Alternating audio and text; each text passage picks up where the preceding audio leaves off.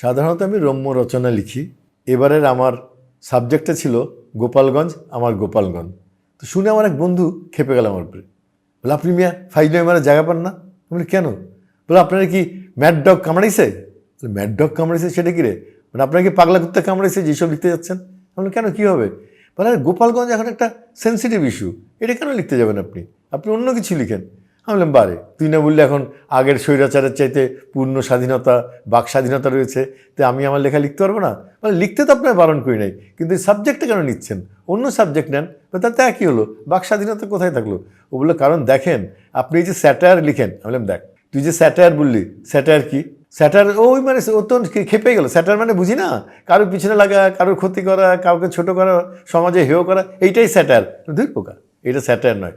স্যাটার হচ্ছে সাহিত্যের একটা অঙ্গ, সাহিত্যের একটা ফর্ম, সাহিত্যের একটা বিশেষ ধরনের লেখা, যেটা সমাজের অসঙ্গতি, সমাজের সব ভুলগুলোকে হাস্যরসের মাধ্যমে উপস্থাপন করাকে স্যাটার বলে। এই স্যাটার কিন্তু অনেক সময় যারা দেশ পরিচালনা করে তারা কিন্তু এখান থেকে বুদ্ধি নেয়, নিয়ে তারা দেশটাকে ঠিক করে দেয়। তখন ওটা খেপে গেল, এই দেশের লোকেরা আপনার থেকে বুদ্ধি নেবে? মানে কেন, তুমি দেখো নাই টেলিভিশনে যদি কোনো নিউজ যায় তার সাথে সাথে ফলো আপ হয় না?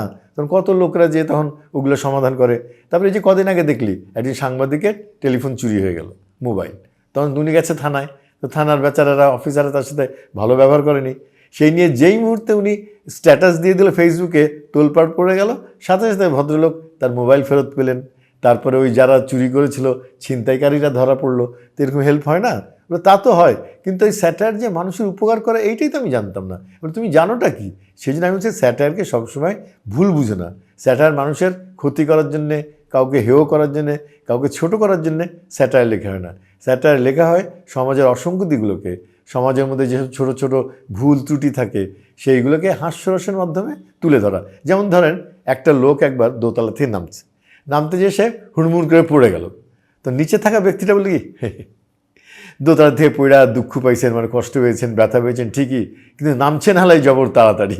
তখন আপনি খুব তাড়াতাড়ি নেমেছেন।